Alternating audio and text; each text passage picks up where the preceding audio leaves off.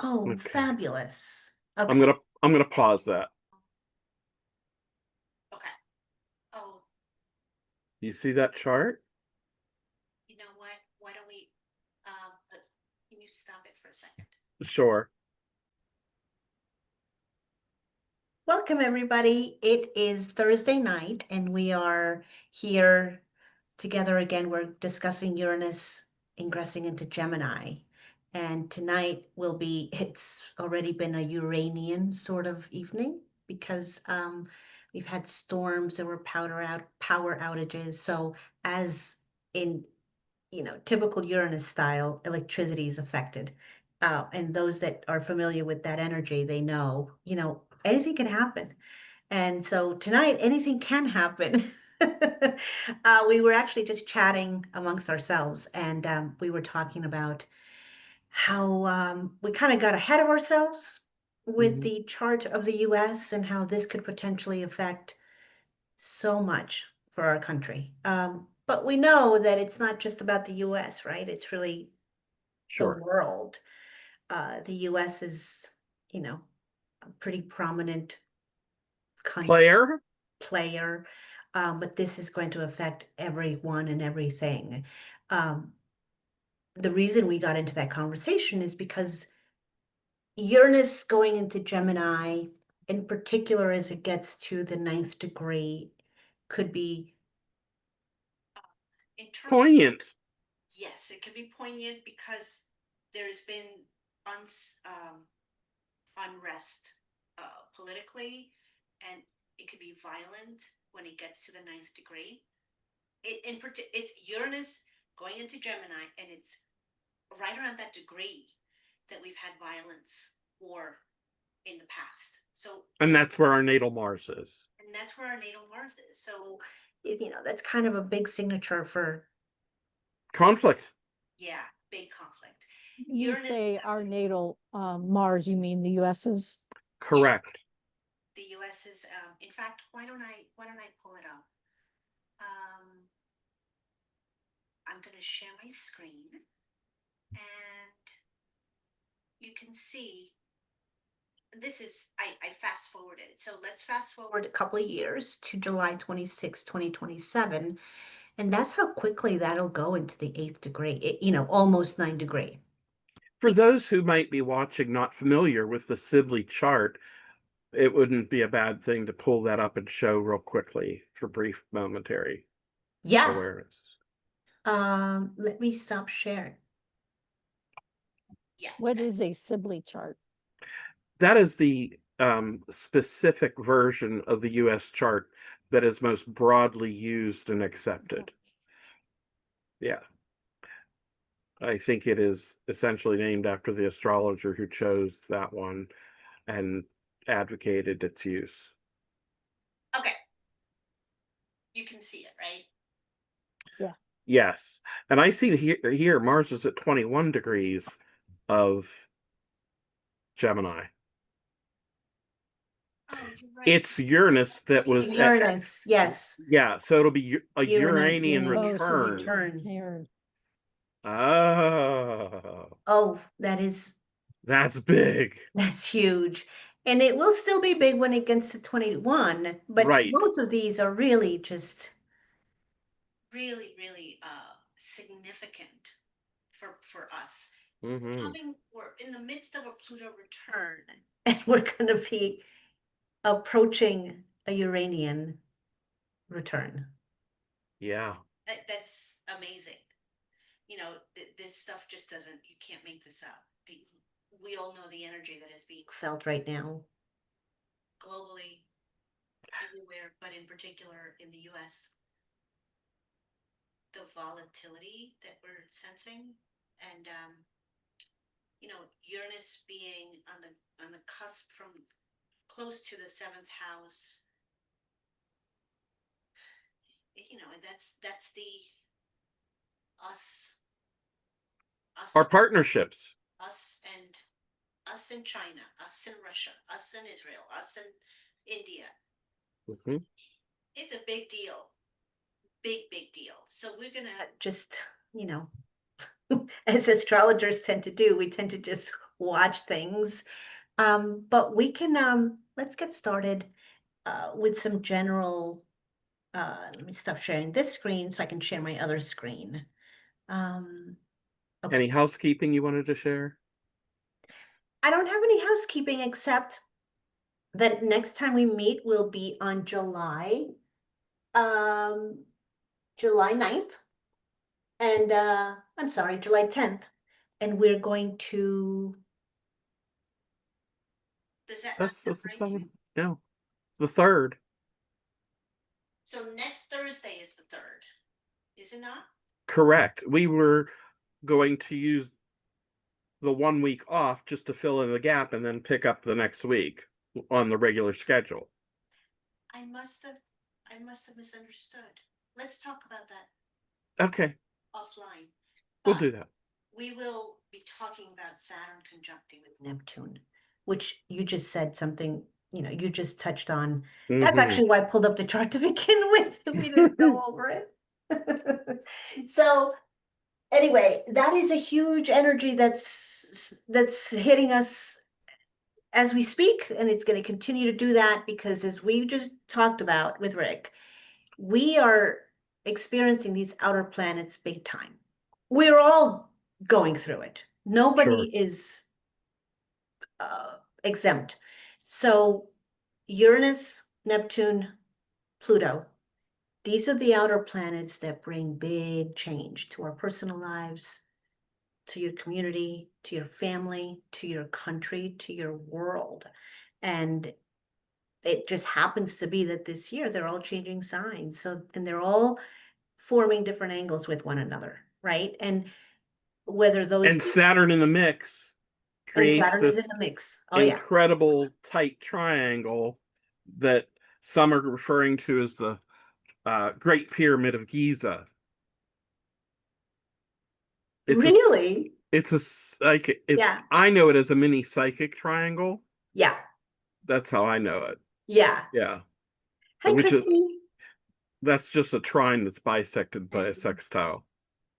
Well, Yeah. I hope you're feeling better. Oh, thank you. I am. Thank you for checking Oh, on me. you're welcome. I'm gonna start the presentation and I will share my screen in just a moment.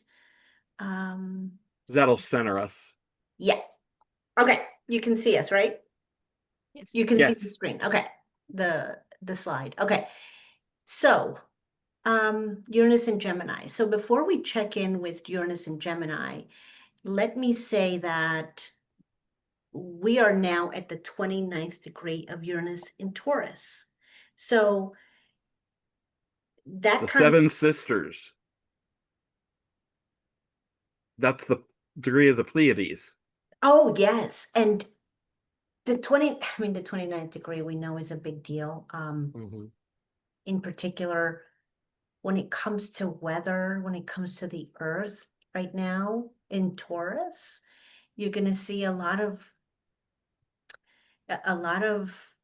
crazy, unpredictable weather, unpredictable events, unpredictable uh, things having to do with the earth. And it's not, it's at 29 degree. And then on July 7th, it will ingress into Gemini, but it will go back into Taurus. So it won't be fully in Gemini, fully until next year, early next year. So we're going through this like little bridge where we're going from Uranus and Taurus to Uranus and Gemini. And it's very different energy. You will see. I mean, you're going to look back and go, whoa. It's like, you know what it reminds me of? A vision of um, Uranus and Gemini. It reminds me of like somebody in a convertible holding on with the wind blowing, like, oh my God, we're going fast. Um, so, and that's that's starting July.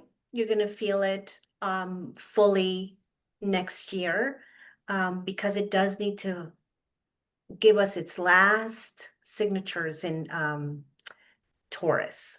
So in Taurus, we know that it's really different. Those of you who have any fixed planets, any or Earth in your chart, so Uranus, being in Taurus is very, it's more like having to do with agriculture, having to do with food, having to do with the groundedness of the earth, right? In Gemini, it's technology, it's innovation. We'll get to that. So we're getting ready for really interesting times. So, Let me just throw one thing in there for anybody yeah, who might be curious. The 29th degree is a very high-powered degree. So Uranus being in the 29th degree of the first Earth sign, I think it's interesting how many active volcanoes are being have been triggered for the past few weeks to months, because I believe globally there's maybe as upwards over 4 dozen. Wow. it's Yeah, very much, uh, finding the cracks in the earth. yeah. And it's not done. I don't really think it's done. I mean, I hope, you know, I don't want anyone to be hurt and I don't want any kind of destruction, but that is, that's something that none of us can ever control is the weather. And Hmm. the events that happen nowadays are just so, whoa, we're living through times that are really unlike anything we've seen, at least for me. Um, Hmm. so the 29th degree, you're right. It's, it can be, Powerful. it can be thought of as oftentimes people call it the crisis degree. Um, it could also be thought of as a culmination. So that energy is Hmm. culminating in a way that it's learned, it's integrated, whatever is it's here to teach us, to show us, right? But it could Hmm. also do it through crisis. So it's a little bit of both. And it's not until it passes us that we realize, oh, everything we experience and everything and how we change. Talk to anybody that's a Taurus right now, and they will tell you, they will tell you that their life in the last 7 years, they're a different person. I mean, they're a different person in a way because Uranus is not going to let you get away with staying the same, that's for sure. And it's a wonderful time. So, it is March 13th, discovered 1781. It's the first outer planet. So when we talk about the outer planets, it's Uranus, Neptune, and Pluto. And it's the first of the outer planets. And I'm going to let Rick talk about the naming, the astronomer, because I think there's a story behind the astronomer. Right. So William Herschel, upon this is the first of anything with a telescope, as was mentioned. So there was not yet established some way of deciding how will we name it. Mm-hmm. And there was a suggestion at one point, and it was perhaps first referred to as George after Mad King George that we had been rebelling against. And I don't know if that was maybe, who knows, try and get some funding for the work. you know, that Right. would be helpful, or Yeah. at least make sure you don't get shut down. Yeah. And then uh if eventually it was decided to name it Herschel. Mm-hmm. That was the first on I guess you it may have been an official name, but then uh it finally settled on Uranus, the sky god. And it Yes. was the first outer planet, so it had this sense of removal from Mm-hmm. everything that goes on the earth, that it has that feeling of distance, which there was always a feeling of distance if you look at the stories. Right, right. I heard somebody say recently that there's a sense of detachment um, Hmm. when it comes to this energy. Um, it's very in your head. It's very uh, like an air Aquarian, sign. It's very Aquarian. Yeah. right. I mean, that is that's the energy of Aquarius. It's not going to necessarily want to tuck you into bed and make you chicken soup, but it will give you a great conversation on, the scientific insight and the cosmic, nature of the world. Right. Uh, so, and so what planet rules your Aquarius? Uranus. So one thing that I always remind people is, whatever sign you're talking about ever, always look at the ruling planet. Because if you look at the ruling planet, you are going to get so much about that sign. And it's so simple. They're synonymous. So the fact that I didn't know it was discovered, it was the first planet discovered with a telescope, which is really how fitting, right? Astronomical. Yes. So, and it was at 24 degrees of Gemini. So I gotta tell you, Mm. I am interested to see, in fact, I have somebody very close to me who has Gemini at 24 degrees ascendant, and I'm waiting to see all those people that are, it's not just the people, what's going to happen uh, when it gets to the 24th degree. Now, we just talked about the US chart, and Mars is at 21 degrees, but think about it. It's coming back to, these archetypal energies of when the planet is discovered. It takes on that energy. We understand it a lot more. And now it's coming back to that same degree. I think that's pretty significant. So, It'll be a time for re-envisioning who we are, yeah. because it's sort of like you get a little feel for that at your Uranian opposition, where you begin to challenge yourself and see, how am I awakening to my own identity? Hmm. And that's what Uranus is, and its major transits are about. Right. Um, I forgot to mention that something that I wanted to mention. Uranus is not going to be in Taurus for another 84 years. So unless you've been unless you're alive, unless you're older than 84, you're not going to see this again in your lifetime. Um, it's a big deal when it transits, when an outer planet transits anything touching any of your personal planets. So for those of you that have fixed signs, or you're a Taurus or you're a Scorpio, you've been going through some stuff. It's some stuff, especially the last 10 degrees. Hmm. And now it'll be somebody else's turn, thank God. Hmm. All right, so yeah, so Rick says this all the time. It's very much the great awakener.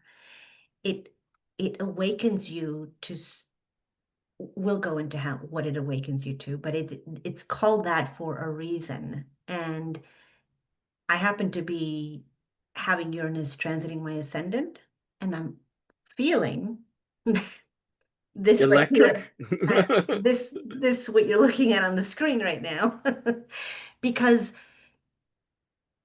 it's like somebody's taking my eyeballs and like I, I can't explain it. Like my eyes are wide open in a way that they haven't been before, and in a way that it's almost helping me release the self that isn't really me.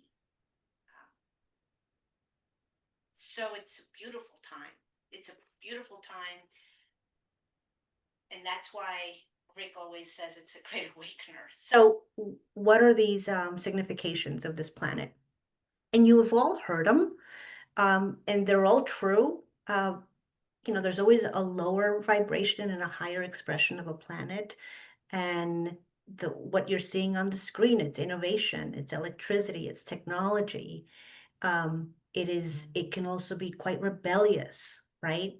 One thing it is, and we can all agree on, is that it's it's like that. It's like lightning. It's sudden and it's change, and it's like, oh, what happened?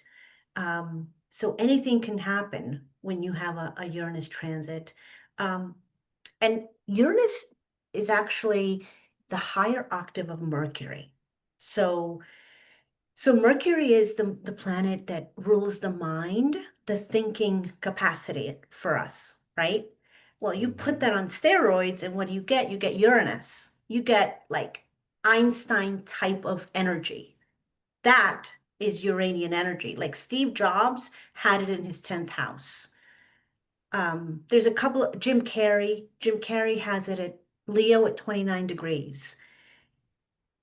Think about who he is. I mean, talk about, he's, to me, I don't even have to know that I looked it up, but I didn't, he is so Uranian to me. And actually our own Rick D. Rick D had his sun opposing Uranus. That creates a really, really big signature for just individuality, expression of real self, not giving a blank about what anybody thinks, but doing it on his own terms. And it rules astrology. Uranus rules astrology. So you always kind of sense with people that are heavy Uranus, or that have something prominent, is that they think differently and they think really for themselves. They're not afraid to really be individualistic. However, they give you the permission to, they're very tuned in to who they are as an individual, but at the same time, also to a group. And they're very much ahead of their time Yeah. and concerned with the future for the sake, which is 11th house, like the natural placement of Aquarius.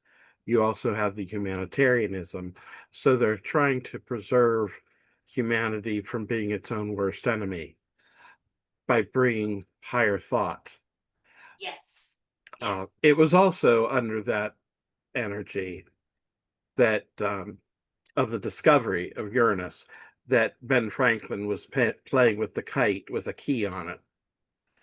So that was something that Dr. John was bringing out in a Really? quick little message. Yeah, it's quite, it's all electric. And the color, a color that is represented is that pilot light blue that you would also see in the blue-white flash of lightning that strikes. Yes. Yes. Yes. So those are other significations of things you'll see connected to Uranus. Yeah. And it's also very much about the consciousness, the higher consciousness, and the cosmic mind. When you have a key transit, and I've heard many people talk about Kundalini rising during a Uranian transit.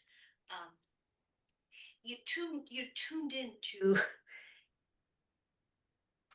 everything, God. Yeah. It is the planet. It's so, sometimes when I talk to people about things like this, they say, well, what about Neptune? Like, isn't Neptune, it's a very different, Neptunian energy is also very intuitive, connected to this higher source, but it's going to express it in a different way. Well, the Neptune experience is more spiritual and emotion based. It's watery. The Uranian is more a higher mind being connected, like a telepath or a deep thinker. Yeah. And another thing that I think is very helpful is to recognize that idea of a higher consciousness,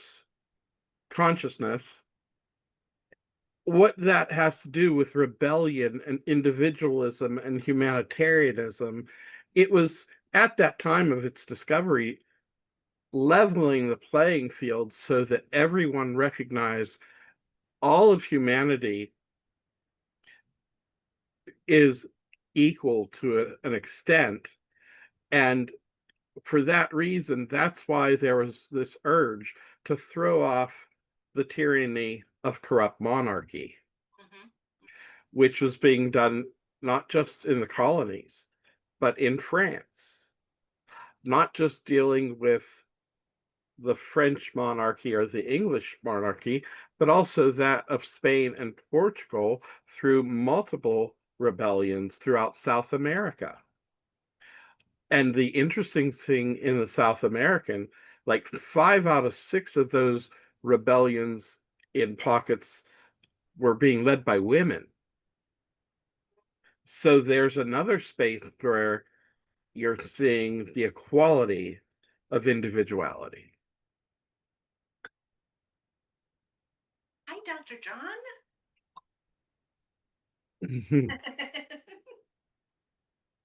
Hey, Claudia. Hi, everybody. Hey. So equality, like Rick was talking about, equality is a huge word when it comes to this. Uranus is not gonna let us um, have an imbalance of truth or power,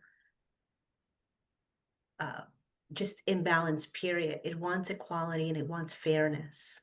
Just like Aquarian people, they always do what's right for all. As our own Liza says, enlightened self-interest. So this is a description from Richard Tarnas, which I think you all are really familiar with. And it kind of he encompasses all of it, all of it. I am not as familiar with the Greek mythology, but So the Greek sky god Uranus mhm. and Prometheus, I love that word. the Titan who rebelled against the gods, stole fire from heaven and liberated humankind. Interestingly enough, at the ingress of Uranus into Gemini, the asteroid Prometheus is at 1 degree of Aries, right alongside Saturn in the Saturn-Neptune conjunction. Mhm. So let's just go ahead and make it even more of a wow, you know? Yeah, yeah, yeah. Let me advance this one. Okay, so in Gemini, so we've talked about Uranus, the general energy of this planet. And so now it's finishing up its visit in Taurus. It's going to go into Gemini. Um, every time ingresses like this happen, you can look back because these are all patterns, There's there's an app, it's an astrology app. I think it's called Pattern or something like that, because it's exactly what it is. You look back and you realize, Cyclical. yeah, totally. Um, so yeah, the last time Uranus was in Gemini, we had the nuclear age, Cold War began. Uh, we had everything I don't want to read every word on the screen, but you're seeing how the energy expressed itself then. So this was 1941 through 49. So we might be seeing, and I think we're already sensing it. I mean, if you read the three bottom um, bullet points there, you can see that we're already sensing that to begin with. Um, the question of redefining of borders or identity. I mean, my God, like it's it's amazing how this stuff never pulls any punches, and it happens every time. I'm always amazed. Um, more possible expressions of how it could express itself in Gemini. So, the technological and the digital trans think okay, so I was talking to Rick D one time, and he may have said it here. He talked about how when this happens, and especially when Pluto trines it, so Pluto's going to form a harmonious angle to this. It We're going to be watching TV on our fingers because it's so advanced, and we've not seen anything like it. we none of us have even come close to realizing what it can possibly do. And let's face it, great advances are great. We just have to be careful, like we're seeing with AI, that humanity doesn't lose its humanity. And that's one of the things that, thankfully, the trine is going to lend itself to working this energy in a good way. But there is that danger there. I think it was Stephen Arroyo that talked about trines are usually, harmonious, but there is such a thing as a trine activating something that maybe you didn't want. For example, Gemini is trining, Uranus is trining, Pluto. Well, Pluto's dark. Pluto can be a dark, hey Linda, can be a really dark place, a dark consciousness. So if you take something like innovation, you can, you kind of it's a watch out for us.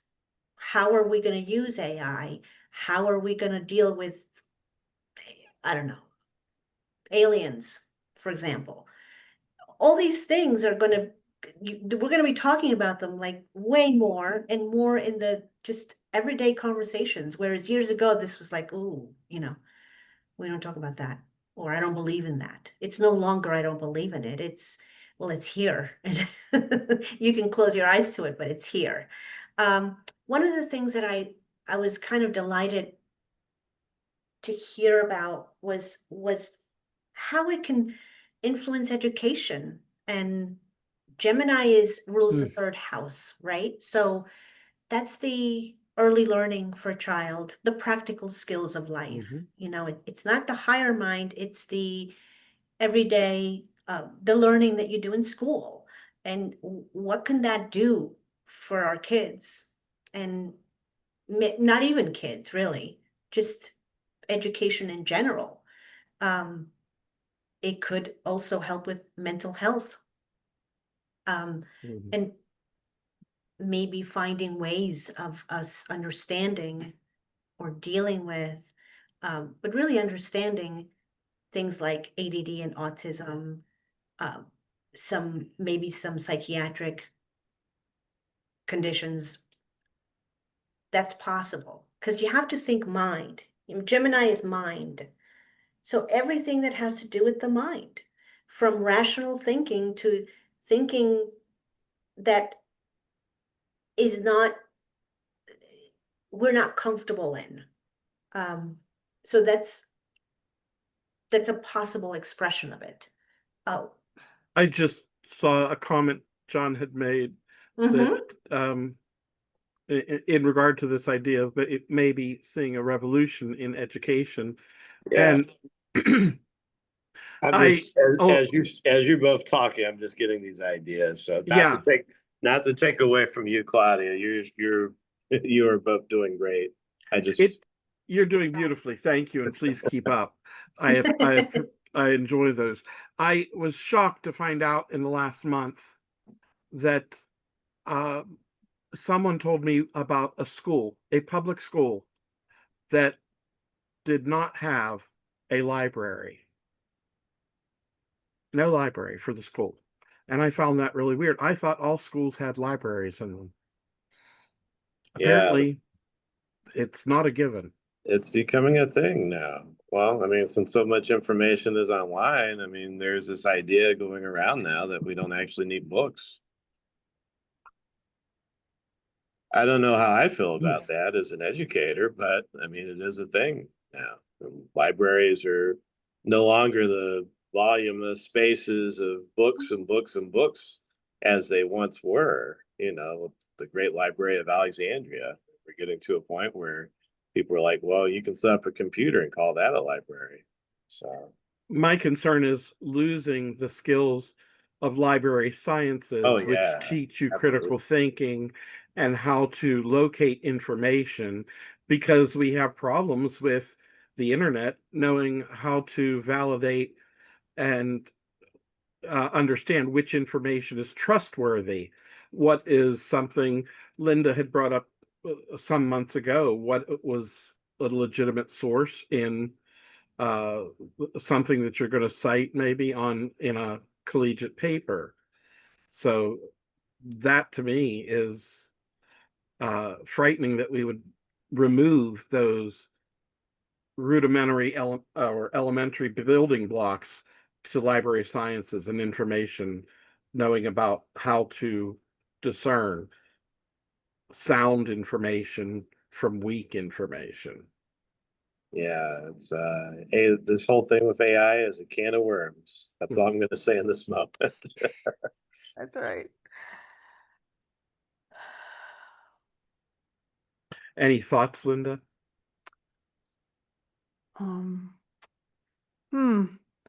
I have a lot of thoughts on this. I don't want to get into it too deep because I could go on all day, but uh, I think that my own thinking about this is that these are old problems in new forms because we've always had trouble, even in print, teaching students, what's propaganda, what's slanted, what's if you're doing a paper, let's say on the 9/11 terrorist attack, and you're looking at the New York Times headlines on the following day, none of that information is good anymore because it was out of date 5 minutes after it was published because we kept finding out more and more things. So the idea of teaching young people, how to think about information. I'm not even sure how I learned how to do it. It's just taken a lifetime of thinking. And in some ways, what helps is curiosity, just like, Amen. are you curious? Are you interested in things? Yesterday I had my little summer class there, and we were looking at. I had them pick quotations for this paper they're going to write, and uh, you know, they did the stupid thing they always do. The first 5 pages, they found a quote on every page, and the last 15 pages they didn't look at. I mean, it's the whole thing that goes on with students. But we spent an hour and 15 minutes talking about why five quotations were all wrongly copied. Mm. Things are you lifted out of context, and there was ellipses where there shouldn't be. They're cutting things out. They're not noticing that it's a quotation inside a quotation, or their source is quoting somebody else. And all of that stuff is about mindfulness. It's about being aware and being curious and asking yourself questions and not settling for the first thing you reach for. And I think that, to me, AI is just another, scary dimension of that because it looks so tempting. Like I can let AI write my paper for me. Well, I think that's going to be something that we're seeing in this time of Uranus and Gemini, because I believe that's going to bring Uranian mindfulness to Gemini communication oh my God. and thinking, you I, know? it would be so wonderful. I can't even tell you if I It's could not going to be ubiquitous, but it's going to get gain mindfulness. traction. I want mindfulness. I want, and I told them yesterday, I said, guys, you have to think about what you're doing. And two of them hadn't even done the homework. And this was the girl that did the homework, and she had at least attempted it, um, but If I can jump in real fast, Linda, what I'm thinking is, and I've had this thought for a while. We're seeing for years, and I think Claudia and Rick, I know we've all talked about this, but when Pluto went into Sagittarius, we had the opposition to, the Pluto and Gemini generation, which was basically passing on. But the Pluto and Geminis really brought us kind of the modern focus on knowledge, and they had Neptune in there too. There was a massive push for like information, knowledge, thought, communication, all those things, and we came to the opposite end of that, where I think belief over knowledge really took priority, and we've been seeing the effects of that for the past several decades. I think Gemini, Uranus and Gemini with this trine to Aquarius is really going to bring things back into balance. And, I think like right now with the current administration, obviously, we're seeing that, the end of, my ideas are more important than your quest for knowledge. And I think knowledge is, I think people are finally going to see, or are seeing now, like, yeah, we actually do need information, and it's good to know and like be curious and ask questions. Like when I think of Gemini, I think of somebody asking like tons of questions, having lots of curiosity. They may not spend much time on any one topic or idea, but they're curious about it. They're not just accepting what's on the surface necessarily for what it is. So inquiry Yeah, is going back in a big way. in conversations, the Gemini certainly brings up topics that are potentially devil's advocate. Yeah, absolutely. They'll bring a variety of different things to the picture. I'll take devil's advocate. I'll take anything. Just, Yeah. I mean, the thing about me is I'm endlessly patient with it, and it's just whatever generation you have in front of you, there's always going to be a struggle. But I would be very happy if we had, if this rebalanced itself, because it's gone way over where it should be. So Absolutely. So I think we have momentarily perhaps lost Claudia. She'll get back on. I happen to be recording today as well, and I'm going to go ahead and bring up the chart, and it's a different version. It's my astro.com connection. So let me see here. I will share screen.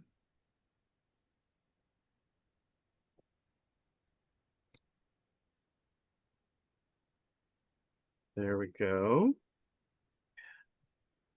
So this is interesting in that they're looking at, as I mentioned, the elements of Uranus and Gemini. The Saturn-Neptune conjunction in Aries, which I mentioned also has Prometheus in it, and then Pluto here in Aquarius as a mini grand trine or a mini kite. And I found that very interesting to note because it actually has some connections where it looks like Mercury is somewhat creating a little bit of an opposition to Pluto, wide, but it is. And I happen to notice some other things in here. We have Inner Cosmos, which is about intergalactic communication connected with the sun and the dog star Sirius. Uranus in the 10th house of the public. I'm just going to throw out some pet theories here. That looks like in the next 7 years, we could see a whole lot more in what they refer to as UFO disclosure. I would not be surprised if by the time 2033 comes around, how much more it's being publicly shared. I think that'll be a big deal.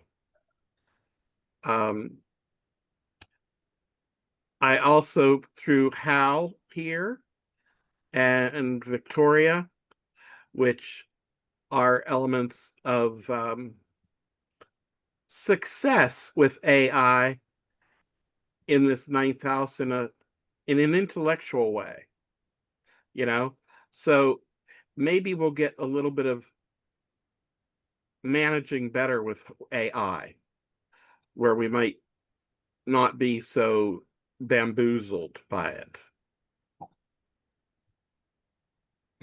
The other thing that I noticed is that we have some interesting quintiles and biquintiles. Uranus is in a quintile with Mercury. So we have this incredible union between the Gemini mind and the self-expressive creativeness of Leo with Mercury. What is going to be created that is going to move self-expression forward? I can imagine that there's going to be a lot of things coming out of the woodwork that way. And if anybody has any curious questions, be sure to go ahead and throw them at me. The South Node is in biquintile to Chiron. And I can't help but think that tells me that, and mind you, Chiron is in Aries, and you have the South Node in Virgo. I think we're going to see a lot more enlightened thinking, because this is the Uranian ingress to Gemini, that is going to get rid of the unnecessary baggage, like the way the the the grain maiden will get rid of the chaff and deal with the information of the kernel. What is important? They're very focused on important details, and it's going to push forward the healing of identities, the healing of individuals. I think we're going to see some advances in getting our act together in that regard. The North Node is in quintile to Venus at the same time that Uranus is in quintile to Mercury, and this Venus-Uranus conjunction is so close. So there's almost some sort of a connection all the way around. But there is something about the emphasis on Uranus that somehow in the story seems to give birth to the rise of Venus.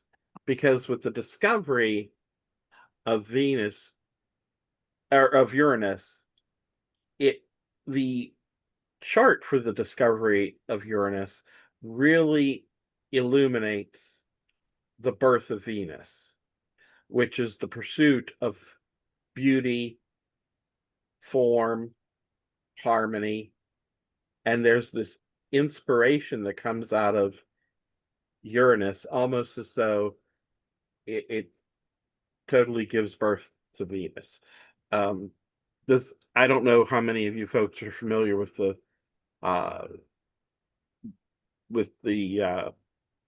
mythology of how Aphrodite came to be, but Aphrodite means sea foam.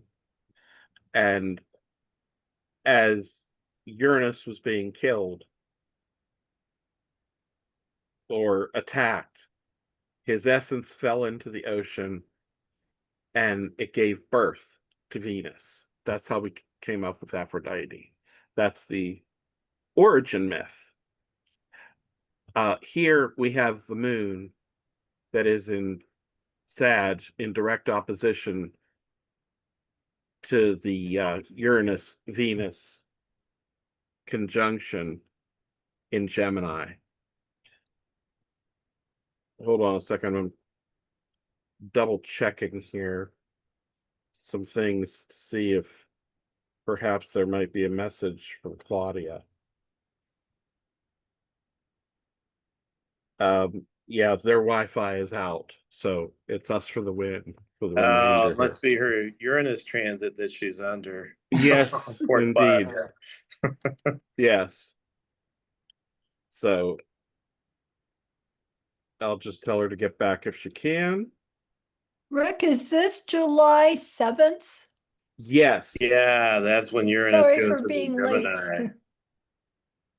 Yeah, it's that's when it'll ingress into 0 degrees of Gemini. Yeah, it'll retrograde for, I mean, it'll only be there for a little bit. It'll go back, but then it comes full on again in April of next year, 2026.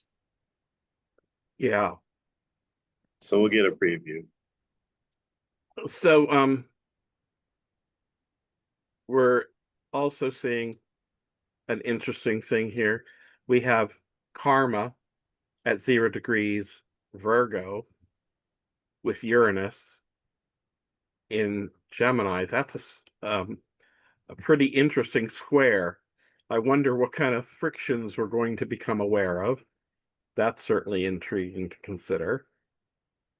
Because karma seems like it's in this T-square with the moon, Venus, Uranus opposition. So, what are your thoughts and expectations and curiosities about this fascinating experience of Uranus going into Gemini? I'm going to go ahead and stop the share and see what everybody's thoughts are. Anybody want to share some interesting thoughts? What have you been expecting, considering, thinking, looking forward to? Well, I have my Uranus and Gemini natally, so I'm just wondering whether Oh, that's going to nice. be like really interesting for me because I've had it in my birth chart, all my life. So, did you hear that what Dr. John was saying about the Uranus and Gemini people? No, I've Okay, you only missed been that on part. about 7 minutes. I just walked in the door. So, Yeah. John, go ahead and take it from here. Okay.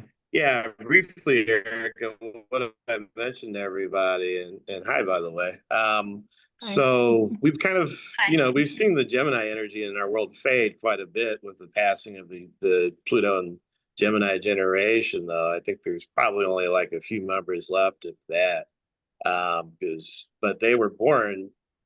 Actually, Pluto went in the Gemini around the same time Neptune also went in the Gemini. So our entire current modern era is based upon the Neptune Pluto conjunction in Gemini around 8 or 9 degrees back in 1891, 1892. But what I was saying is that they basically have colored our century, really this era that we're in.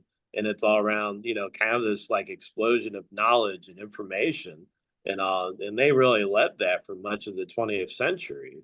I mean, think of all the people who came out of that period. I mean, like Albert Einstein and Edison and Ford and, all those people, whether or not they were actually born then with Pluto and Gemini, they definitely contributed to that period. What we've seen here over the past few decades, especially with Pluto going into Sag, is really the things are shifting over, have been shifting over to belief. This idea, I know, like not I know because I'm curious, like I know because I feel it, and this is what I think is right. And we've really seen that take over our world with, kind of a devastating impact. Belief is good. I'm not saying it's bad, but it's also that we need a balance of the two. And we've really seen it gone the other way, such that we have this, like current administration. Look, everything they're doing is based upon, well, this is what I think we should do, not necessarily based upon science or knowledge or fact and all, and it's quite devastating. So with Pluto, not with Pluto, but with Uranus going into Gemini, trining Pluto in Aquarius, I think we're going to see a rebalancing. I think we are going to see a big pushback from the new generation of those of us who say, well, yeah, we need to keep up inquiry. We need to be curious, and it is going to be supported by technology. And I think also some of the breakthroughs in new insights, everything from aliens to knowledge of space, new things we're going to learn and see. And I think it's going to lead to more questions. So there will be this big, I think a returning of inquiry is really what I want to say where we're going to be at, though, which is good and badly needed.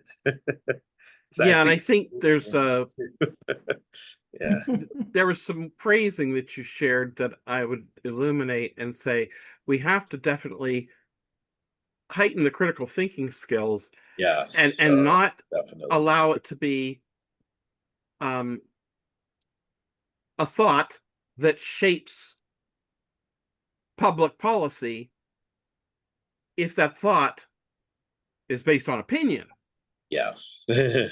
because people are using the words I think for what they should be saying I believe. Yes. And that's where the Uranian in Gemini influence is going to create a divide. Why do you think this? let's step it up. The Let's challenge, the pushback, critical right. inquiry.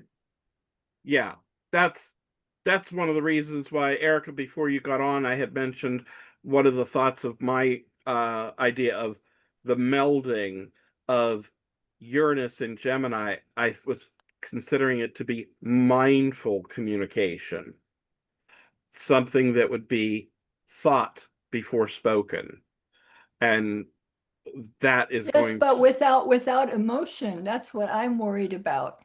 right. There should be clarity to get to those steps. There should be reason. I mean, we saw the discovery of Uranus at the age of reason, the age of enlightenment.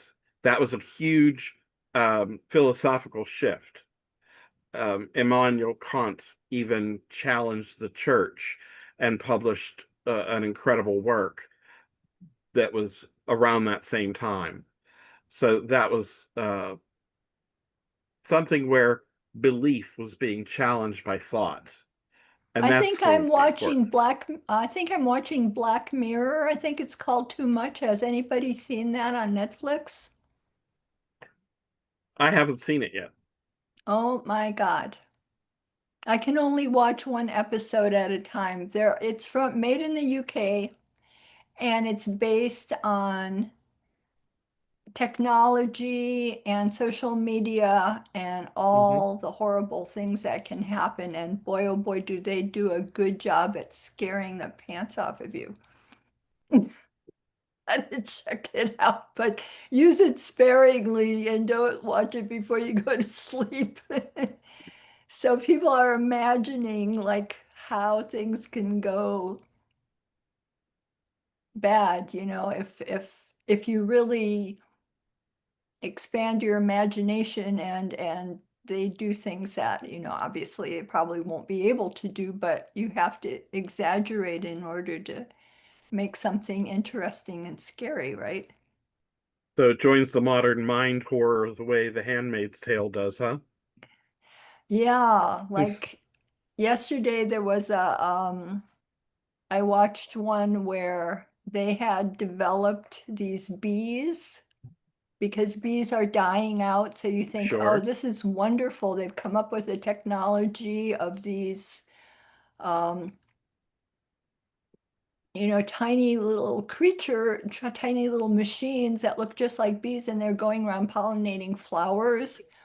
Only someone was able to Engineer? download, yeah, they were able to hack into the program, and on top of that, being that this was the UK, the government has a facial recognition and profile Mhm. of everyone in the country and cameras everywhere. And when you can connect all that together, um, it was this story about people um, on social media hating on particular bad people. And they came Mm. up with a hashtag death to so and so. And sorry, honey, someone started following that and counting the numbers of how many hashtags for which particular person. And they sent these weaponized bees to go and fly in the person's mouth or their ear and get into their brain Mm. and just drive them crazy until they killed themselves because they couldn't take it. And this was all orchestrated by the collective of the people on social media that were hating on this individual. So how, something good can be taken over by someone with devilish, So it's good because, it's showing us what we have to watch out for, but it's scary because we don't know how to deal with any of these things yet because we don't even know how they're gonna go. It's also new. Like Yeah. the printing press. When books started to be printed, it caused a revolution because all of a sudden more people got news. It wasn't the king and the nobles or forget the kings. It wasn't the priests and all the clerics, they were the only ones that learned how to write and read. So the power got distributed, people started to learn, and it turned the whole world upside down, because now all of a sudden you can print information, you can print out flyers, you can do different things politically. And with every single change in technology, there's been like a really steep climb and a lot of disruption while it's being absorbed into society and what it's going to do. So there you go for the what did you say that Gemini is also always the naysayer showing the other bad side? Oh, the devil's advocate. I've been accused of being the devil's advocate. Sorry, Linda. I'm sorry. Why are you sorry? You're sighing over there. I'm sorry. Oh no, I was just thinking about something else. Oh, okay, good. And you got me, and then Rick said something, and I thought, oh, that's it, because I was sitting here thinking about the whole nature of Gemini and its duality, Yeah. and how maybe we're hungry for that too. Maybe not just the devil's Sure. advocate, but the feminine and the masculine, the black and the white, the old and the young, so that we're not, so that it's more of an integrated. Even the intellect and the intuitive. Yeah. Right, exactly. And Because that left and right hemisphere getting balance between Yeah, the brain. perspectives. I- Um, go ahead. I would I think because it was an article I was reading on Substack actually by an astrologer. But she gave me some insights here, like, just kind of brought to mind what I've been thinking of. I mean, I think we all get to remember, because I think there's been some people who are like, well, I mean, how progressive is Uranus and Aquarius, or not Uranus and Aquarius, Pluto and Aquarius, because we've had all this, this like really aggressive conservative like clampdown on things. I mean, Taurus can be a pretty conservative sign, not by nature, but I mean, but just Well, it's very traditional. yeah, very It traditional. moves into the rut. And Uranus is in Taurus right now, and Uranus is the, I mean, its function is the depositor for Pluto in Aquarius, and so that's kind of the manifestation we're getting. We're kind of getting this radical reactionary conservatism that seems almost more of a continuation of Pluto and Capricorn than Pluto and Aquarius. I really think when Pluto goes, where I keep getting my plants mixed up. I really think when Uranus goes in the Gemini, I think we are going to see the higher form of Pluto and Aquarius start to manifest that I think we've all been looking for. And I think the inquiry, Benjamin Franklin with the, harnessing electricity, things like that, I think that's what we're going to start to see. And we're going to get a flash of it for a few months. It will go back in the Taurus one more time. Uranus will retrograde. And then when it comes full on, I think we're in it, for the duration for the next 7 or 8 years. And I think we'll see quite a bit come out of this period. I think it's definitely going to be a time, especially when I saw the Uranus quintile Mercury, to go ahead and see that our talent intellectually will be awakened. Absolutely. By this mindful stimulation. As you have that stimulation to mindfulness, how can we experience conversation that brings out the genius of one another? Yes, absolutely. So Gemini is neither yin nor yang, right? Well, Taurus is yin. And well, it has a masculine energy in some regards. yeah. Oh. Yeah, even though it has that double-bodied connection. Mm-hmm. Yeah. Yeah, air is considered masculine. The other thing that is interesting about Gemini is that being ruled by Mercury, it has this connection with Pluto because it is comfortable to communicate with Pluto. So it's capable of going into the underworld.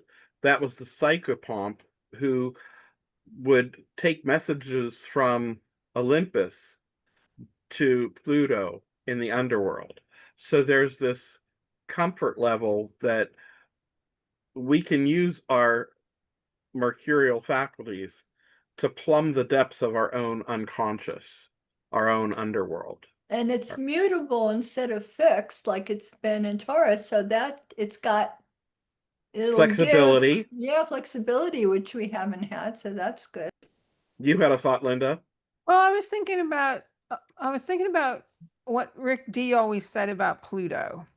And because, it's maybe 13, 14 years ago, I went through a really, really pressured Pluto period where Pluto was on everything, including itself. And it was very, very, very, very difficult. So we talked about it a lot. And he always reminded me that, when people were under a Pluto transit, they cleaned their basement.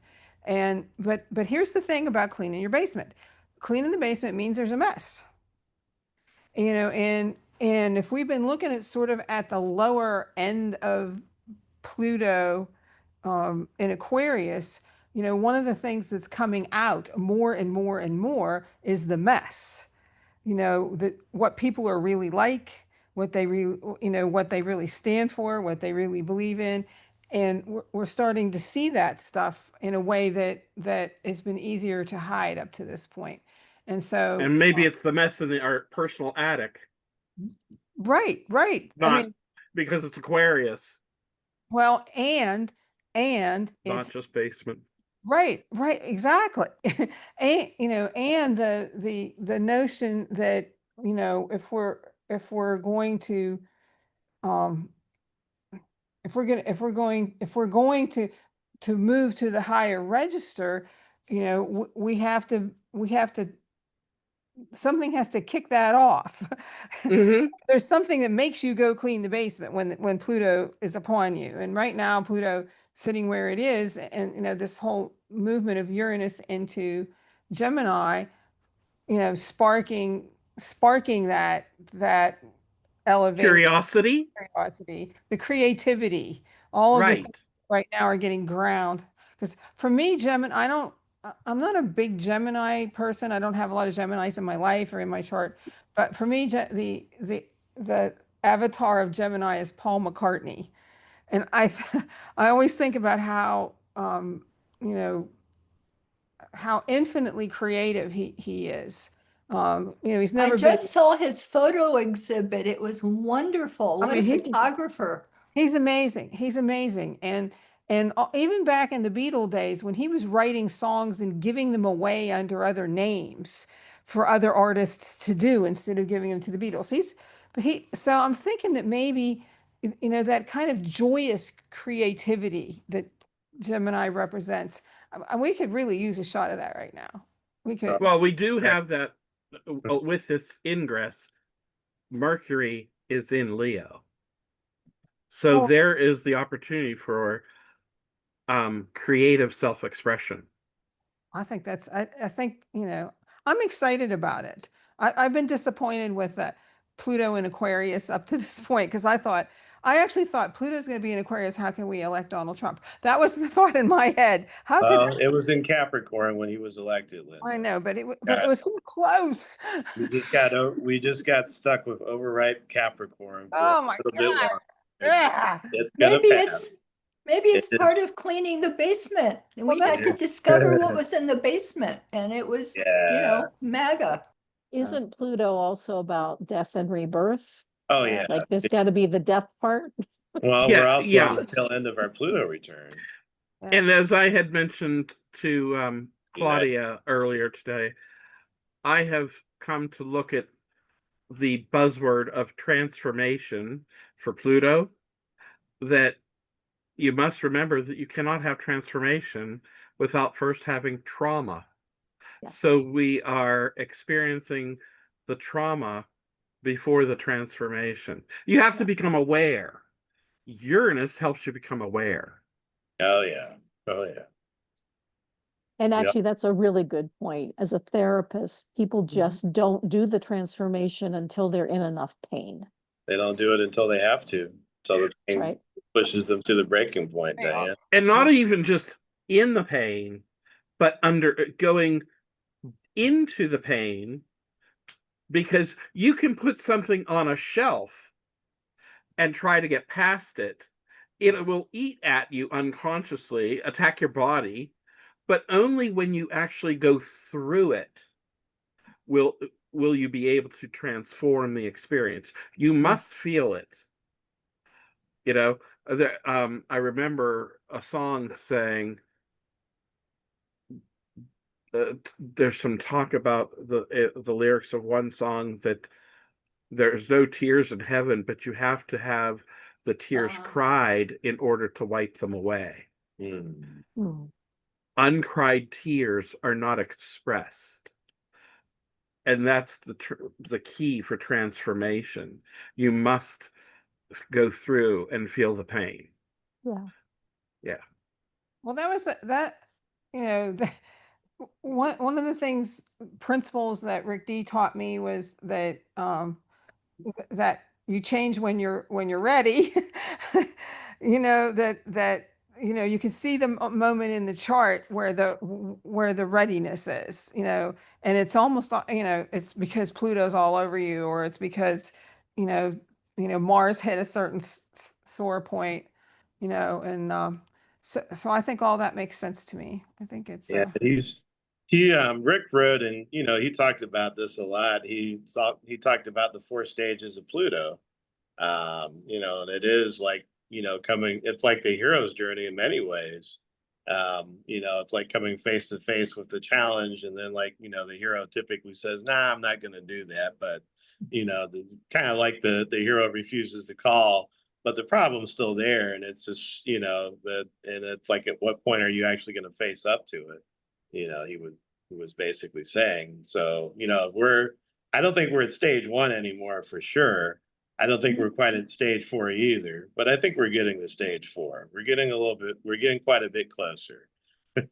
well, one of the things about the hero's journey is that it requires almost always requires the trip to the underworld.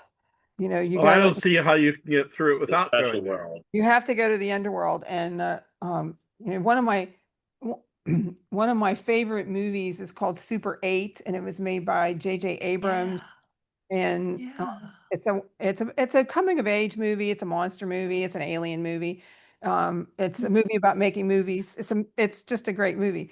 And there's this, it's a total hero's journey for this young man who's just young teenager who's just lost his mother, and he literally goes into an underground cave that has been excavated by an alien.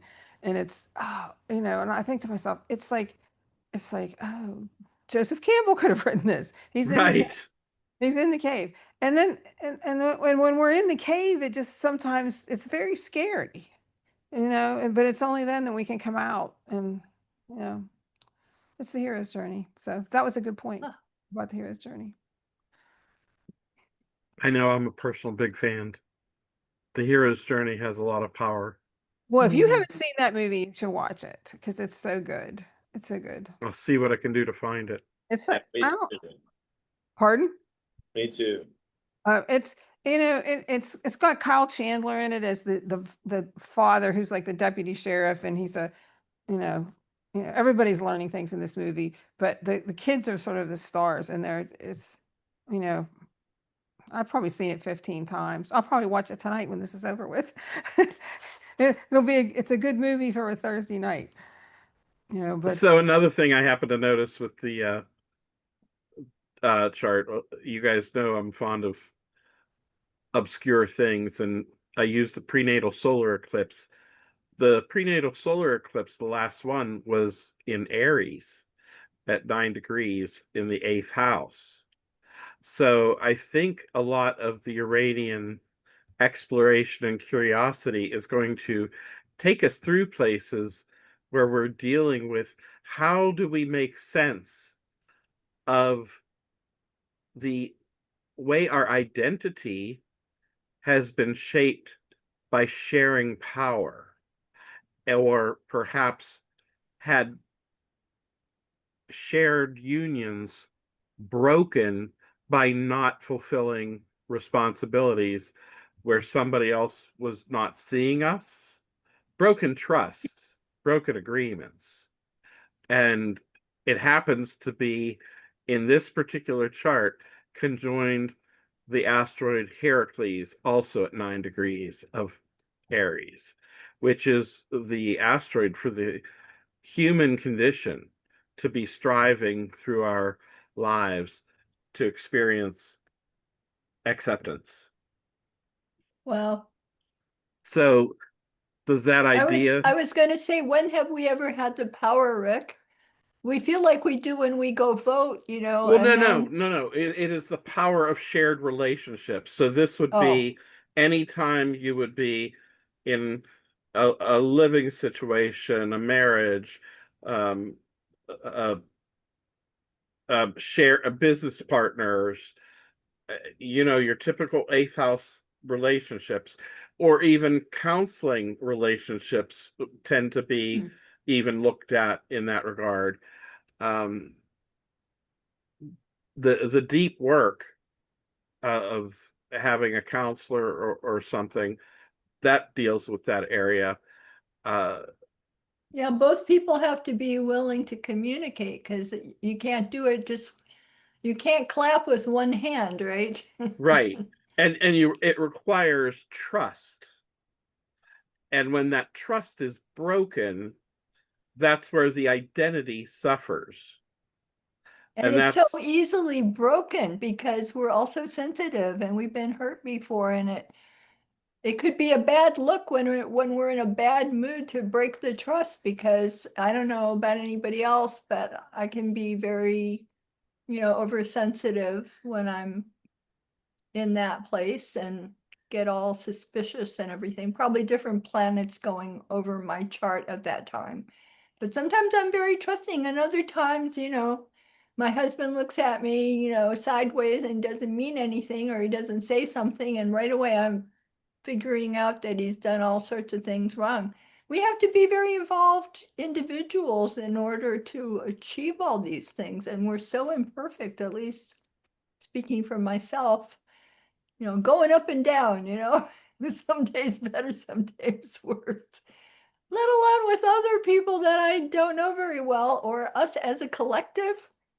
I look on next door and I hear all the neighbors talking about what's going on in the neighborhood and whether we can trust this one or that one, and who's backstabbing who and who can you believe. Oh, it's so complicated. Like, when are we ever going to get to the bottom of it? And people don't even care about truth, some of them now. So, wow, we got a lot of work ahead of us.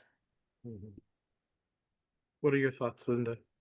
Oh, it's just Eric has taken me back to what she said before about the printing press. And Mm-hmm. and in that hopscotching mentally I was doing while she was talking, I started out with Shakespeare in Much Ado About Nothing, which is an interesting play about a number of different things. One of the things it's about is about how do you know what to trust? How do Mm-hmm. can you trust your own eyes? Because in that play, you can't. You can't trust what you hear. You can't trust what you see. But over and over at the end, by the end of the play, it's various characters are making the point that if something is written down, then you can trust it. When the two lover characters have written love sonnets to each other and their friends have stolen them and revealed they really do love each other because it's written down. And now we're moving out of the writing down phase, and we've learned to not trust that necessarily. And so we're unmoored from we're in this sort of this guy Jeff Jarvis wrote this book called The Gutenberg Parentheses. We're at the end of that era, and we're in an era where we don't know where we are right now. We don't know deep fakes. We know, all that stuff. We don't know what to trust. And that again requires curiosity and thinking and all the things that this ingress might Sure. bring for us. So, there's that. Maybe our instinct, if it's really clean and clear after lots and lots of meditation and letting go of everything and just wiping it all clean, maybe then we'll be able to recognize when we see the truth. Because we'll have cleared out all of those emotions and attachments. But that's really hard to do too. You got to do it daily, right? And still make mistakes. Mhm. Diane, you've been quiet, and I'd like to hear what your thoughts are. Well, just thinking about what we were just talking about. So, I think the emotions, we can't ever wipe them out. Right. That, there is the emotional center, but for, most of our history, eons, that has been dominant. That part of the brain, if it gets triggered, it hijacks everything. And so Mhm. my personal theory is that we are in the process of rewiring out of the survival wiring. Like we don't really need that kind of wiring anymore because we're not in physical danger that often anymore. So that hair trigger flip into the emotional brain is actually working against us. And from everything I know about meditation, which I've done most of my life, it does, I think, help this rewiring because it gives you just a little bit of a window to stop, not to be hijacked in a microsecond over into that emotional brain. Like you get a little bit of a window and detachment, I'll call it, so that you can keep that more sophisticated brain in the picture and not totally lose control or hand over the operating system to the emotional brain. And so, I think that's really important. I also, I just think there's a spiritual aspect to all of this that is also transforming us or part of this transformation. And I was interested, I think right now fear, which is really what kicks in the survival wiring, is so rampant in the world. And not, I'm still, learning the astrology. Is there anything in the current chart that is emphasizing the fear? Oh, Good question. Like, really highlighting that and making it so, or is it just maybe it's more about the polarity. We've got such a polarity between fear and what I consider to be the opposite, which is love. yeah. I definitely think that fear is such a complex nature. You almost have to go ahead and tear a chart apart to look for different indicators that would have multiple support for a specific fear.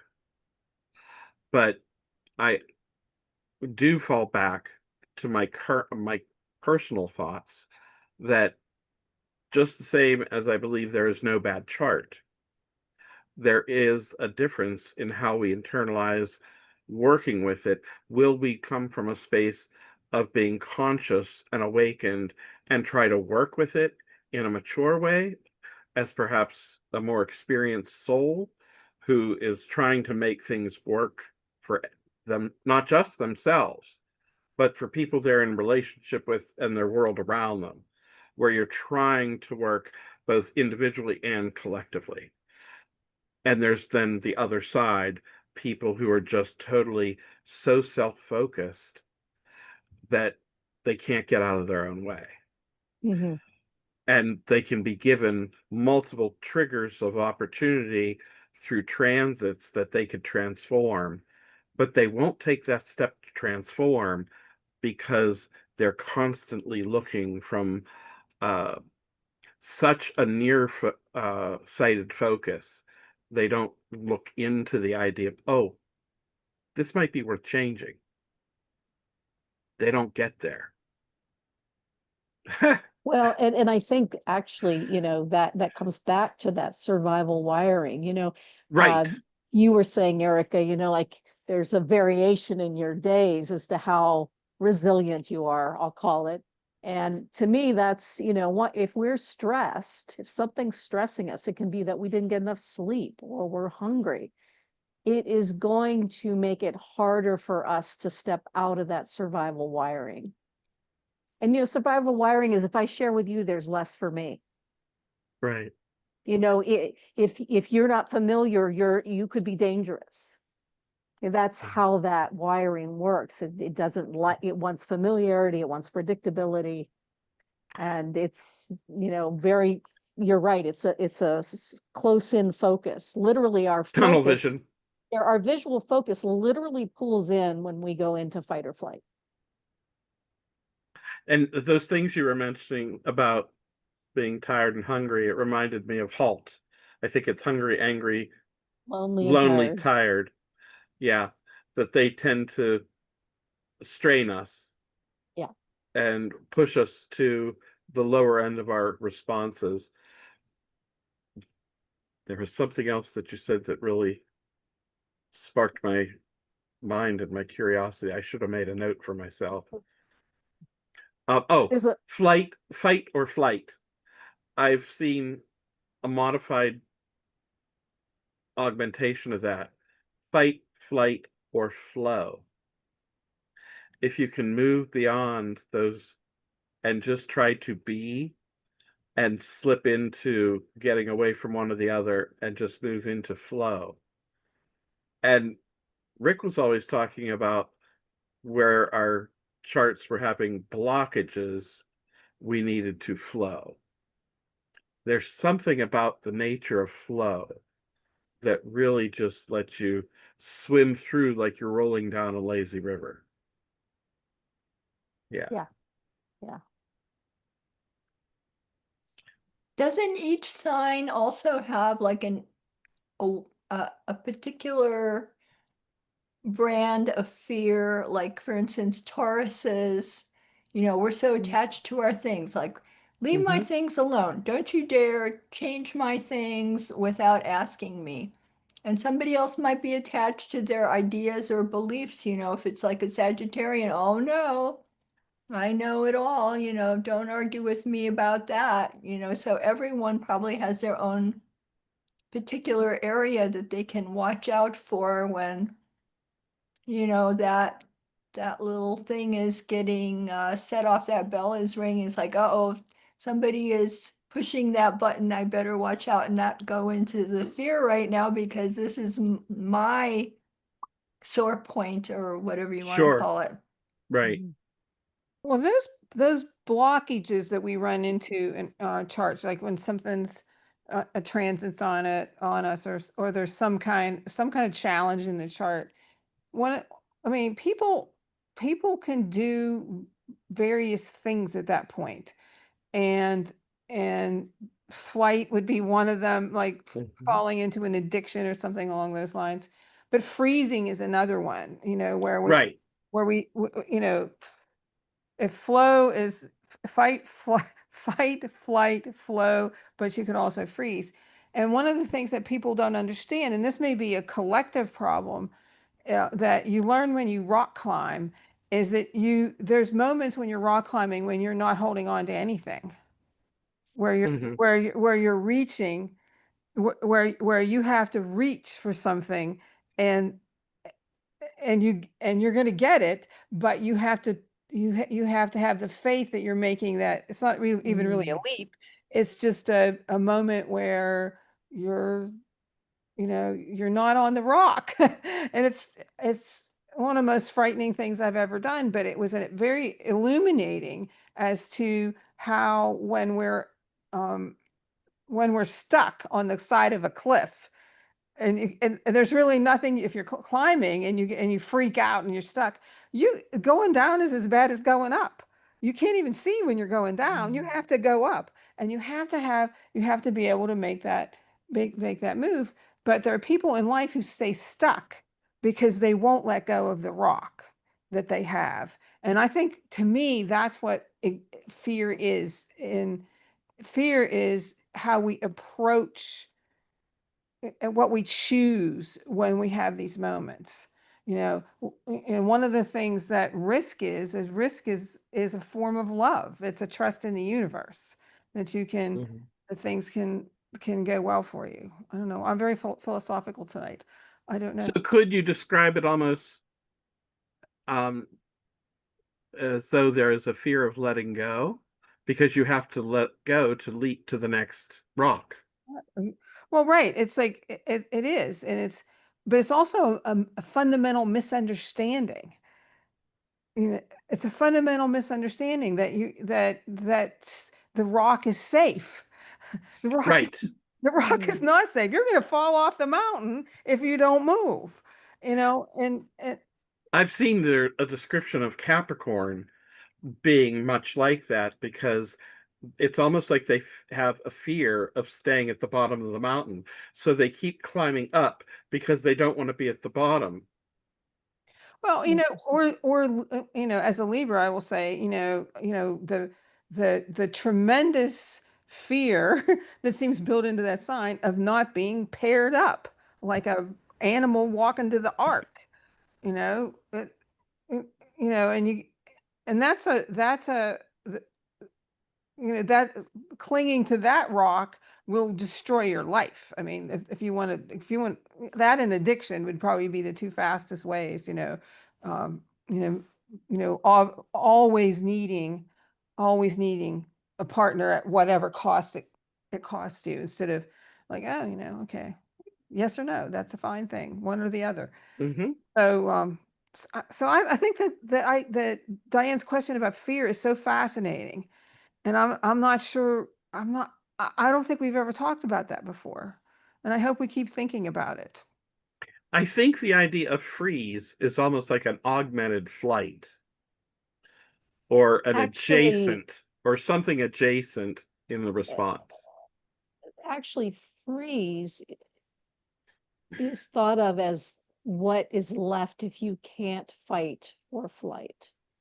Hmm. So a Okay. trapped animal literally plays dead. Right. Hoping that the prey, the predator will leave and come back later. And in nature, animals, you literally see them after they've been playing dead, get up and like shake it off. Hmm. And what happens in human beings a lot of times is they don't know how to shake it off. But freeze is an even more compromised position than fight or flight, Okay. Well, because there's no escape. There's no choice. Because There's of no not knowing how power. to shake it off. Well, I mean, it's what an animal would resort to when they couldn't run and they couldn't fight back. I Because, actually saw that once. And did you? many years ago, I had a garden in my backyard, and this rabbit kept eating all the lettuce. He ate everything.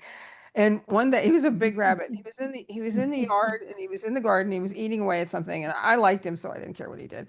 But a car backfired, and Uh-oh. I think he heard it as a threat, and so he went straight up in the air, and then he flopped over on his side. And I Oh thought, my God. somebody shoot that rabbit.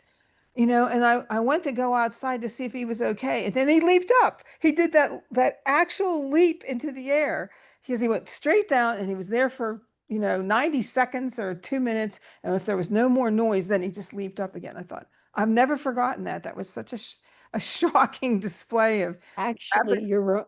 you're reminding me that I noticed my cats playing in the corner one day. Mm. I'm wondering, what are they playing with? And it was a mouse. And I was sure the mouse was dead. So I went to go get something to pick it up with. And when I went to come back Hmm. to it, it ran away. But when I could see when they were batting it around, it looked like it was totally lifeless.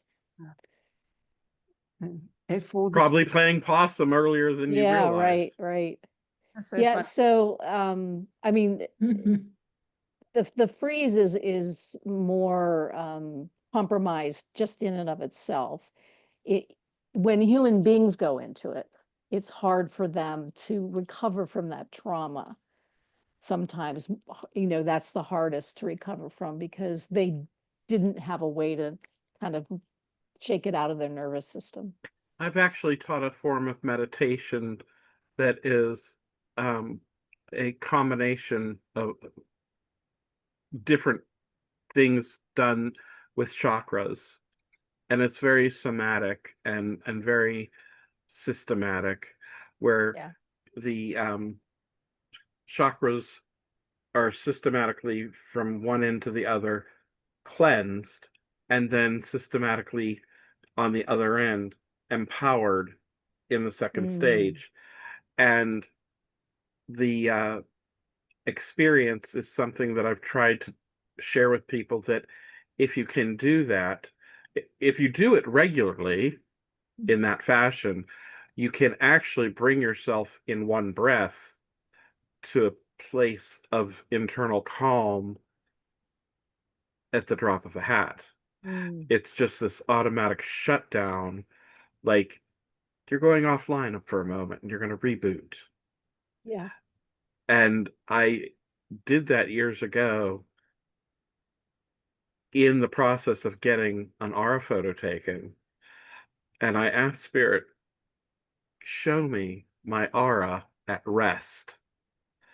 And I did the inhalation and the exhalation, nodded my head to trigger the technician to take the photo. And my entire aura was intensely into the color that it presented. And that color that it presented then had a ring around every chakra pictured of that same color. Wow. So it Huh. really felt like I had achieved that moment of being at rest, at peace momentarily to experience that. It's very cool stuff. That sounds very cool. Yeah. Yeah. And it was close Where, to that where electric do you blue. find someone to take your picture of your aura? You know, we used to have more of them around, but it's gotten harder to find. I can talk to you about that later offline, but essentially, if you just search aura Totally in photography? well, no, I'd go with aura photography near me. That's probably the easiest way. They'll set up places at metaphysical shops, psychic fairs, because sometimes they go around to different places and do them. And there's two different technology. The one that shows the chakras and the egg-shaped aura, or it'll be no chakras and just show you the gaseous colored clouds on usually a black background. Yeah, there's two different types. So you can look around and you can find some. It's been getting harder though, like I said. My cousin in Poland had this machine when we visited him many years ago, and we had to put like our hands and feet on these copper plates, and Mm-hmm. they were wired to this machine that he had that was made in Russia, of all places, and it scanned us. And one of the results was an aura Image. print out image, but the other ones was it like scanned every single organ of our body, and it showed like where the weaknesses and the illnesses were. Yeah, And they're doing amazing unfortunately, things I with it. couldn't get that machine from him, to get it sent into the United States. But then I thought maybe that machine that Rick C had, that Healy, that might have been similar, but I don't know anything about readouts and things like that. But that should be available somewhere too. They should be like all over the place if they had them several years ago Right. from Yeah. such a simple looking machine. Well, I guess it wasn't that simple, but Right. it was pretty cool though. Wow. I have to ask him about it.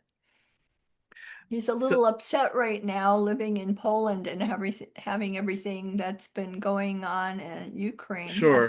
Last time I talked to him, he talked like for an hour and a half nonstop about what we're doing in the United States and how we're gonna like sell them down the river and all this stuff. What did you say, Linda? I didn't hear you. How we're screwing up the world. Exactly. I couldn't get a word in edgewise. He's a Gemini. He just had his birthday. He can hold both sides of the conversation at once, huh? He does. It's like, that was a great conversation. I'm exhausted. Can I say something now? I think there's going to be a lot more of that, Erica.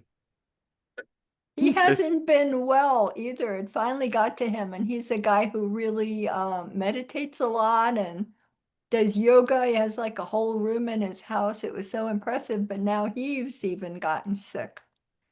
What do you mean, John, about there's going to be a lot more of that? I think just in general, the Gemini energy coming in, I'm just, speaking into, I think, just the general nature of what we're all about to experience. With the Uranian twist. The inspiration that may strike at any moment, and you feel like, oh, I have to share this brilliant thought. You made me think of this just now, and that's something that I think is going to help people in conversation when you pair yourself with other communicators, with other deeper thinkers. It very well may be a fantastic time for teaching a class that you haven't taught in a while, taking and learning something that you haven't studied in a while, so that you can just deal with both sides of it, the teaching and the learning, but mostly the communication and the conversation, so that you can stumble into genius.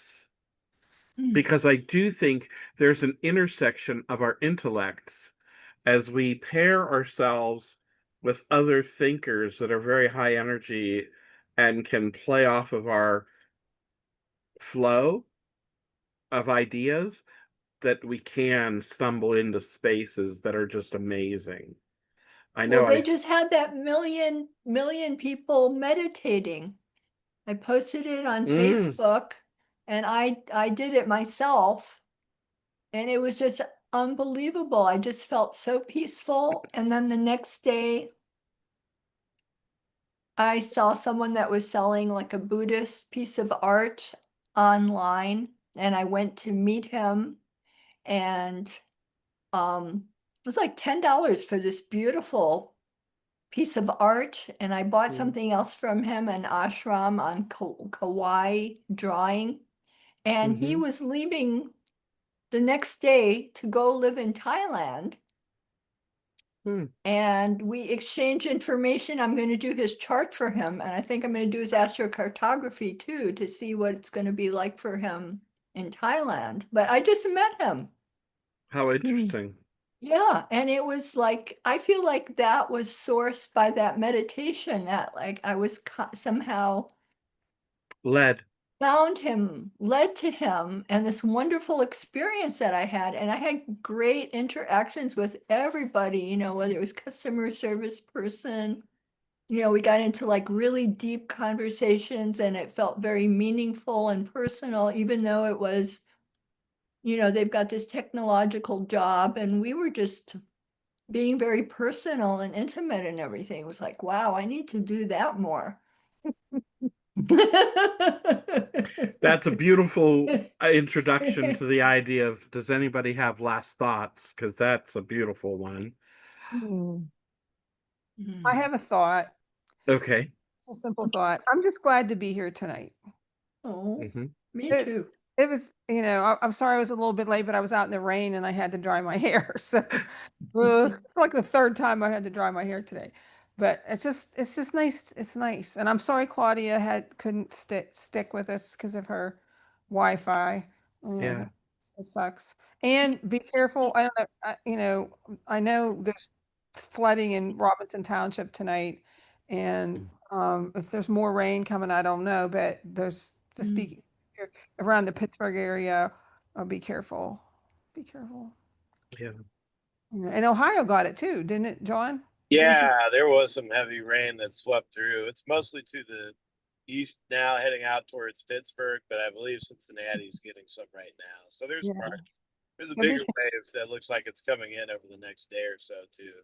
Just be careful. But that's my closing thought is thanks for everybody that coming in, And I hope we can get Rick D's website, get the current URL, to Zoom, the Zoom link to get Oh, so we can get more people right. come back. That's a nice idea to get it up there, but at the same time, we're not connected with the web designer, and I think there's a possibility that after getting it up and running, Rick started doing it all himself after they Yeah. got it started. And that He did do means some work with it. I mean, I actually was, I helped him out a lot over time, but I mean, it's been quite a few years since I last worked on the website, and he had some. Yeah, I'll tell you all. I'm sure Rick wouldn't mind, but he did have like some hacker issues, different things like that. Russian hackers, no less, of all things. What? But I think he ended up having to change the password and try to get some other support for it and all. So I unfortunately don't have that information. If I did, of course, I would gladly, hand it off to, you, Rick, and Claudia and all. But yeah, if there's some way to get into it, I know we would definitely figure it out. I could. There's still a possibility that when Claudia next has a chance to visit Liza, it might be something saved on his computer that if he tries to log in, it will automatically go, and then maybe it could be changed to something that is known, you know? Yeah. And who knows, there may be some other resources to consider. Yeah. Yeah. And it could be a roadblock that's meaningful. Maybe. And we just That's right. don't know it yet. Yeah, because there's that Zen cone about you don't know how something is going to be essentially until you wait and see. Absolutely. Absolutely. It may be good, but it may be bad. It may be bad, but it may be good. It may Well, not be what it looks like. I have one that I heard that I thought was really cool. It was about this person who died, really good person, Mm-hmm. went to the pearly gates and said, "Hello, God, here I am, it's me." God looks out the gate and says, "Nope, can't get in." They were like totally flummoxed. What the heck? Came back again a few minutes later. "God, it's me. Can I get in, please?" "Nope." Thought some more. Came back to the gate. God said, "Who's there?" And the person said, "It's you." Gates opened. Isn't that good? That's so good. I don't That is know who good. came up with that one, but it's like God would not let them in when they were themselves, but when they acknowledge that it's just God, open the door. Yeah. That's only that Rick must have been cueing you in on that one though. That sounds totally like his humor. But I don't think it's funny. I think it's for real. Yeah. Oh yeah. Absolutely. I mean, it's. I think it's funny, but also like in a profoundly like real way, Erica. Yeah. I truly believe that. Yeah. I don't take it as just strictly humorous. It's funny, like like really we're playing tricks on ourselves here, right? Like the joke is on us, and it's also like just like that is the larger reality we're in. It's not necessarily what we think it is. I think So Rick was the most recent person who reminded me of that play on words with the word guru. G, you are you. Mm. you. Yeah. That's And interesting. everybody we're mad at is God Yeah. out there. So how mad can we be? We have to go, "Oh, well, okay, God, you're playing tricks on me. I'll come back later and see if, you know, Yeah. if you change in some way. And then you can't be as angry, right? Even a killer or like the most horrible person, they're God too. So it's like, oh my Sure. God.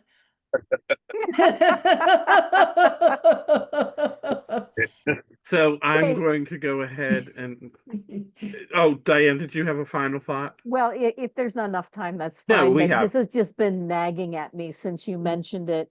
I realized when you were talking about the quintile, Yes.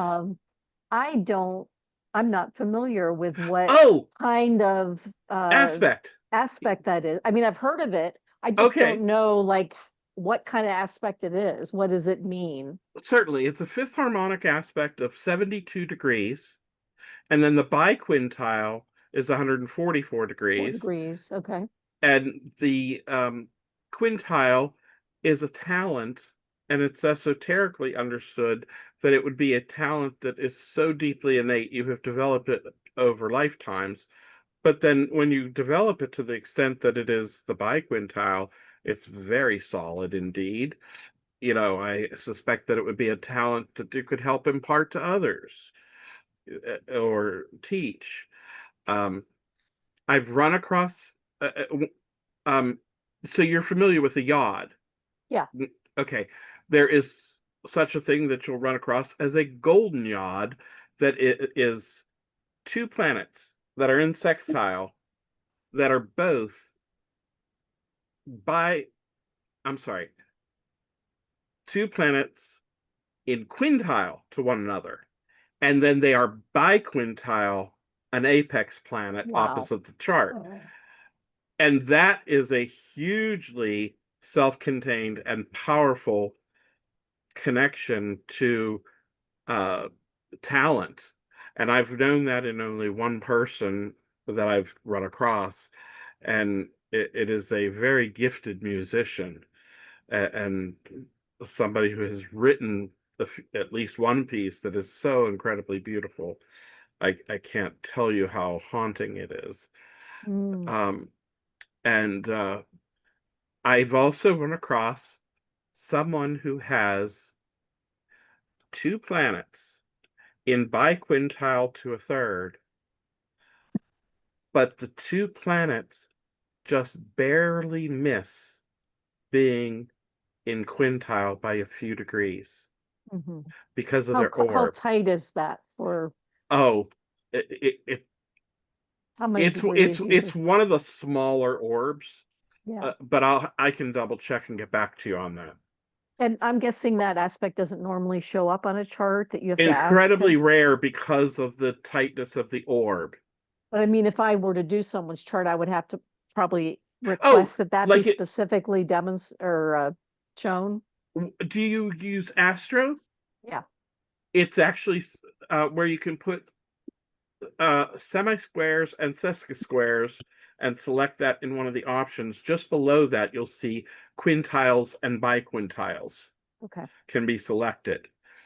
And yeah, that's at a so when I was seeing this individual who had the two that were just not quite within orb, Mm-hmm. yet they both had it was a Venus Mars, both in biquintile to Saturn, but Venus and Mars were not quite in alignment to get fully into orb for the quintile, to which I explained, well, you've got a strong structure around knowing what you want and knowing how to go after what you want, but to get what you want and what you go after to come into alignment, there's a little bit of a glitch. You're still learning some things.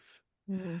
You know, that's how I interpreted that because everything's flowing in the other direction. It's that one space where they're not quite connecting. Mm-hmm. Mm-hmm. Yeah, Okay. All right. Thank you so much.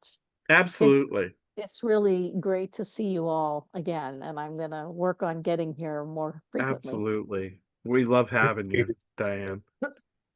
And much Yes. love to absolutely everyone. Love It you all. is wonderful to see you all and many blessings. And I'm going to stop our recording Thank you, And- Rick, and thank you, Claudia. Yes, thank you, Claudia. Love you, Yeah. Claudia. We know she'll be back. Love you all. All right. Love you.